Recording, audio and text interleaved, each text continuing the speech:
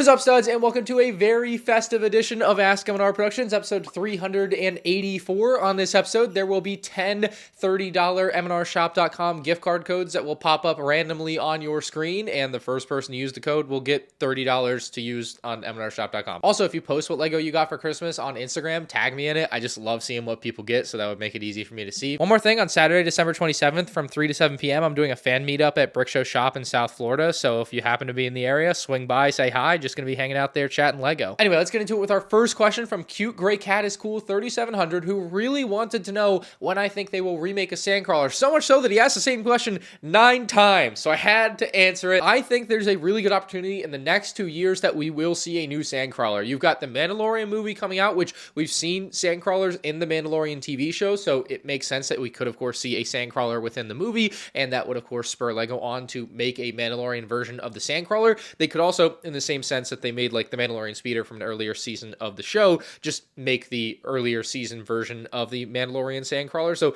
we could see a Mandoverse version of the Sandcrawler pretty easily. You also have the 50th anniversary of Star Wars coming in 2027, and that's just another golden opportunity to make a OT classic in a Sandcrawler from episode 4. It's a really easy one for them to do. So I think in either case, we will see a Sandcrawler in the next 2 years. To me, it seems like all but a lock. And yeah, I'm pretty sure I saw 3 people ask the same thing on last week's Ask MandR, so I feel like the demand is definitely there, and given the next couple of years of Star Wars, Lego Star Wars will probably make one. Alistar wants to know, what do you think of reflective styled visors on figures? There were a few on Phase 1 clones between 2013 and 2015, I believe, and I imagine this question is spurred on by the recent very poor design choice of the minifig designers to add silver visors to the Mandalorian Super Commandos, and it just is inaccurate to the source material. It's not consistent with every other Mandalorian ever that has had its accurate black visor, except of course Gar Saxon, who had an accurate yellow visor.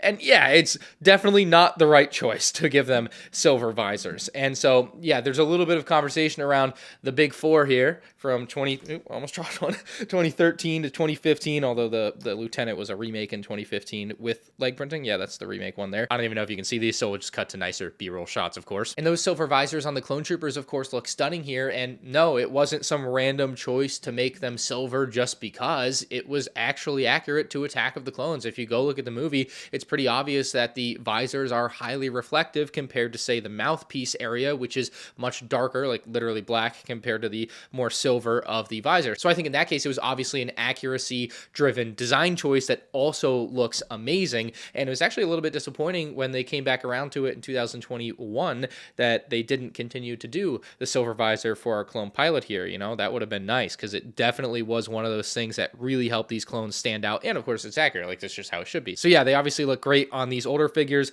not so much on these newer Mandalorians. And if I didn't already say so, my reviews are out on all of these sets and more of the 2026 sets I'm working on as I speak here. King Cameron says, with the announcement of the new Fate of the Old Republic game, do you think we could possibly get new Old Republic sets? And I think this is almost a guarantee, because we've gotten a couple of Jedi Fallen Order sets. Well, one set and one minifig, but you know, it's a couple sets that have ties to it, I suppose. And if you go back in the history of Lego Star Wars, we've had a good handful of Old Republic sets, and I actually think that helps more than just the game existing, just the fact that there are sets, and so Lego knows that fans will want to continue that collection, or they can see the prices on the secondary market for some of those sets perhaps, although they say that they don't take that into consideration when they want to decide what sets to make, which may or may not be true, of course. But I would be very surprised if we don't get at least one Old Republic set, but honestly, I would imagine more by the end of the decade, or I suppose whenever the game comes out. Some people are worried it will never come out, of course, because they announce these Star Wars games all the time, and then nothing happens for a long time, and then sometimes it gets canceled, whatever, so who knows? But assuming the game comes out, I would place a wager on actually getting Old Republic sets, which will be sick, because I know a lot of people want to see modern versions of some of these figs. Darth Malgus without pupils, though. Why? Why would we do that? Let's bring pupils back before we ruin more figures, please. Crazy Dog says, are you planning to do any more reviews of fan designs from Rebrickable? Your alt build reviews from this year were an absolute highlight for me. I would love to see more, and I appreciate that. And real quick, I do have a community post on my YouTube channel. If you want to give me video ideas that you've been wanting to see me do, go to that community post, comment it there, because I'm going to be taking all of that in over the next week or so and working on kind of what I want to do for 2026. But this was already on the list, absolutely. The Turbo Tank video, I absolutely love doing this year, even though I didn't want to buy more Turbo turbo tanks, it was still pretty cool to do alt builds, and alt builds are just fun. The creativity that people have on Rebrickable and, you know, anywhere else they post it, but just in general, the creativity is insane. You know, you can turn anything into a Millennium Falcon, apparently. That'll probably be its own video at some point from me. It's just one of those things. I hope in 2026 I've refined my process well enough where I can do something like that on a monthly basis, whether it's a Rebrickable rebuild of a Lego Star Wars set, or I also want to be taking a look at more of the concept models from Lego Star Wars, like the UT-AT. I definitely want to build that and do a video of that. So that would take a slot. If, let's say, I have 12 slots next year for this type of video, that would be one of those, even though it wouldn't specifically be Rebrickable. But videos like that, 1000% on my wish list of things I want to do. It's just, there's only so much time in the day. But yeah, I'm definitely thinking about it. And the videos I think are generally very successful, especially some of those like 2022 ones I did, where it was like the Dark Trooper and the Trench Run and even the Jabba's Boba's Palace. Like, that was really fun to do, and I really love that. I hope they make more sets that I can do myself. Like, I can't do some of the things people do with like the Turbo Tank, but the Jabba's Palace and the Dark Trooper attack, those were easy for me to expand. So I want more easily expandable sets for my own you know, self-interest of making cool YouTube videos out of it, because it's easier for me. I want to see more stuff like that. But anyway, coming up to Skookbot Gaming, he says, what do you think about a Snowtrooper helmet for the helmet collection? This is a absolute winner here. This absolutely needs to be made. That and an Emperor's Royal Guard, I think, are the two big ones kind of left for the Imperials. I think the difficult thing about the Snowtrooper is just getting the shaping of the front section right. That's kind of more clothy than the hard plastic of the rest of the helmet. So that would be really tough for them to do, but I'm sure it's doable. I just looked up to see if anyone had done a good mock, and here's one by Truffle Cat on Rebrickable, and it's all right. It's still not like what I would want to see out of a Lego version. There's another one by Alex here that's pretty good, but still, like, it's a hard thing to get right. You can see a couple different attempts at it, and it's just a tough one to get to flow properly. So the Snowtrooper helmet would be amazing. I just think it's a really tough one for them to build. Otherwise, I think we'd already have it. You know, it just makes so much sense for them to make. Will Arthur says, hey Ryan, how does one acquire that Boba Fett minifigure model?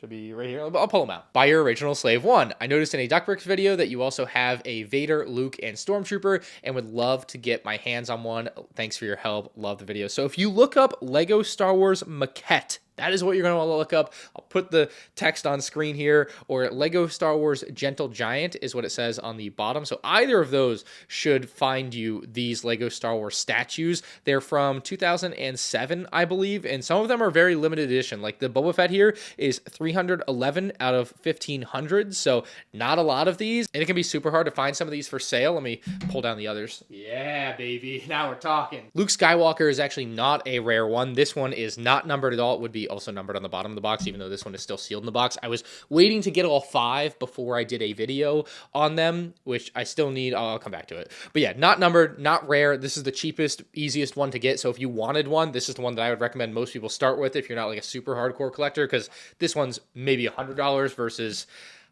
I'll put up eBay prices. I don't know what it actually costs, but not cheap. We also have a Darth Vader. Again, this one I have not taken out of the box here. It is number 457 out of 1,000, it looks like, so even more limited than the Boba Fett was, and pretty dang cool to be able to have in your collection. Again, I don't know what these sell for today, but I know they are not particularly cheap. And then the other one that I have, 4 out of 5, is going to be the Stormtrooper here. This is number 214 out of 1,000. Also, again, very cool classic style Lego Stormtrooper. And the deal with this one is there's actually a variant of it that I really need for my collection, and it's part of, I shouldn't talk about this in a video because the problem is that when I talk about stuff like this, it gets harder to get things. So I always try to like get everything that I want and then make a video about it, but I also don't want to not tell you all about it because it's kind of cool. So there's a variant. If you get number 0 to 100, it comes with a Han Solo head, so you can have Han Solo in the Stormtrooper disguise instead of just the Stormtrooper. So there's a couple different versions of this. So technically there's 6 ways you can have these maquettes or Gentle Giant statues or whatever. And yeah, I only have 4 out of 5. The other one that I need is the Shadow Trooper. I think it is by far the most expensive of the 5 of them. And there are times where it's literally not available to buy online. Like you can't just buy it. The last time I looked it up was probably a few days ago, and I think it was like over $2,000. And honestly, the price probably isn't going down, so I'm gonna have to bite the bullet at some point. But I'm low-key hoping one will show up on a Whatnot, so I can just use my Whatnot credit to get it. I won't feel so bad. But yeah, I need that to complete the collection, so at some point I'm just gonna have to do it. But yeah, these are pretty cool. Absolutely a fun thing to collect, but they can get very expensive very fast. Also, the like front plate magnet and the heads magnets just beheaded Boba Fett here. So yeah, pretty fun stuff, but yeah, they can get very expensive very quick. So start with Luke. Start with Luke. Make sure you like it, and then go from there. Farm Boy Slim says, why no gingerbread Palpatine? So when it comes to making custom figures sometimes, there are a lot more limitations than you may believe. And Palpatine would require a gingerbread colored hood or specific hairpiece to him, and that just doesn't exist, or it doesn't exist in the quantity that we would need to do more than 5 of them, you know? So the specific versions that we did for our gingerbread characters were honestly very limited by the available hair pieces on the market. And so the next gingerbread that we are doing is a Mace gingerbread here, and he obviously doesn't have a hair piece, so that was a lot easier to do. You know, if a character is bald, we have all the parts for everything else, that's easy.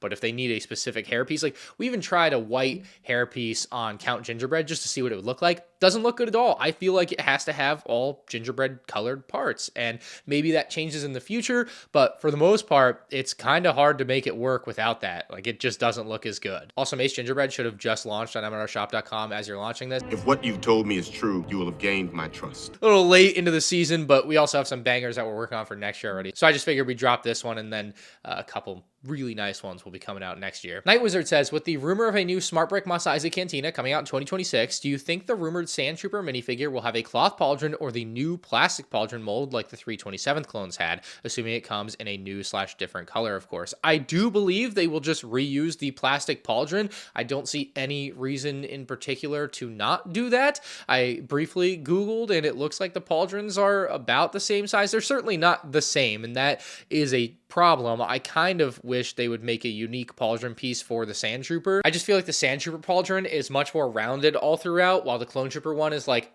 jagged, like 1, 2, 3. So I don't know. I think they can use it and it'll be fine, but it won't be as nice as if they just made it its own piece. That's a little bit different. I don't see why they can't do that, but also they are penny pinching. So yeah, it's probably just going to be the same piece, which will be good. It'll be fine, but yeah, that's what I'm expecting. Maximus says, do you think we'll ever get a Master Builder Series Geonosis and Arena, or do you think the amount of figs plus overall design would be too much for LEGO? I can't imagine they wouldn't make this given the fan demand for it and the obvious draws of all the characters that they can include that people really desperately want, like Geonosis Padme. Everyone would buy the set just for that figure, right? The Chariot build could be pretty cool, plus of course the Arena Beast, which they actually did as prototypes in the early 2000s before they scrapped the idea to make the set because they just thought people wouldn't buy it, which honestly was probably true in the early 2000s. It's probably a good thing they didn't do that. It could have driven them completely to bankruptcy to do a Geonosis Arena set in 2002. Would have been really cool, really great set to look back on, but probably the right decision not to do it then. It just wouldn't have looked that good compared to what we would get now. And so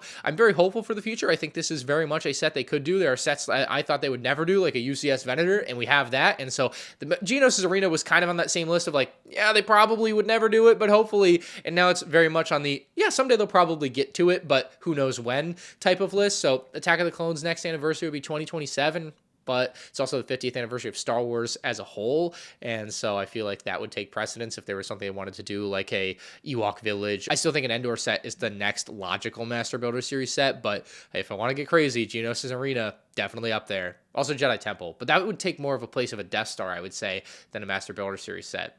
But the Death Star, just by number of minifigs, kind of takes a Master Builder Series slot. So, I don't know. Ryan Lee says, do you think the LEGO SpongeBob theme will return as recent competitor Area X dropped the SpongeBob license, and also because of the new movie and the fact SpongeBob is coming to Fortnite? And so, yeah, the Area X is a little bit more involved than they dropped the license. It seems like they've lost the license and they're removing all their products from shelves at the end of the year. Like, they were, I think they put out a tweet or something. I was like, this is happening and this is how it's happening and you won't be able to buy them after this date. And so, to me, that's a very formal, like, it's done and something new is starting. And it seems like LEGO SpongeBob would be that sort of thing, unless Fortnite, for whatever reason, is like, you can't have any toys, but that wouldn't make any sense. There's no way. So I think it seems likely that LEGO has come in and got an exclusive license to LEGO SpongeBob, and we will be seeing that in 2026, which is super exciting because I've been dying for LEGO SpongeBob to come back. Every time the Krusty Krab comes up as an idea set and it gets turned down, a little part of me dies inside. And so to possibly be able to see that in 2026 would be amazing. Obviously, I don't think it will return as a full-on theme like it was in the mid 2000s. It's far more likely to return under the Icon subline like we see with Pirates of the Caribbean, Indiana Jones, and even Star Trek here. And speaking of Star Trek, something similar happened with Star Trek, where Blue Bricks, who was making a bunch of Star Trek playsets, apparently stopped making Star Trek playsets and stopped selling them because LEGO got an exclusive license. To me, it's very possible that LEGO SpongeBob is returning. It's also possible that Mattel Brickshop came in, got the SpongeBob license, and we'll be seeing Mattel Brickshop SpongeBob sets, which I wouldn't mind seeing either. So very high potential that there's a big player coming in with LEGO or brick-built SpongeBob at some point in the near future. Next from Marco, he says, what's your ranking for all the new 2026 LEGO Star Wars sets? Love your videos. You should check it. I started a new thing. It's not worst to first, but it certainly is effectively the same thing. It's just an easier version for me to make for things that don't need to be full worst to first videos. I started a YouTube short series. I just called it LEGO Star Wars Ranked or LEGO Ranked, because I theoretically could do more things than LEGO Star Wars. But it's basically a short bite-sized version, if you will, of a worst to first, where I did all 8 of the January sets and I ranked them in that YouTube short in 3 minutes, and that's it. You know, there's my ranking. So I recommend checking that out. It has my ranking in there, and I just quickly go through all the sets, and it's a pretty fun one. I started it in the summer, kind of inadvertently. I was like, this would be a fun thing to make, and it was pretty successful, and so I figured it could be a pretty good series to continue to flesh out and do going into 2026 and, of course, beyond. James says, I had a house fire recently, and we are starting the designs for a rebuild with the possibility of a LEGO room. Any recommendations on shelves, cabinets, and displays? So first off, very sorry about your fire, man. That is, you know, huge fear, of course, for any LEGO collector. I'm sorry you had to go through that. As far as it pertains to ideas and recommendations for your LEGO room and cabinets, displays, all that stuff, I have some IKEA Billy bookshelves. They have some deeper ones that I actually think I would recommend if you have larger sets. Like even playset Star Destroyer would be a larger set that I cannot fit in these shelves. I'll put the name on screen because I can't remember it right now, but there are deeper versions effectively of these shelves that I think you can still put the doors on and put the same lighting system in if you want. And you can have much larger sets on your display and keep them dust free, which I think you may find to be very nice. Otherwise, if you're looking for some specific stuff, brick shell cases sell some nice large cases. I have a few from Scobo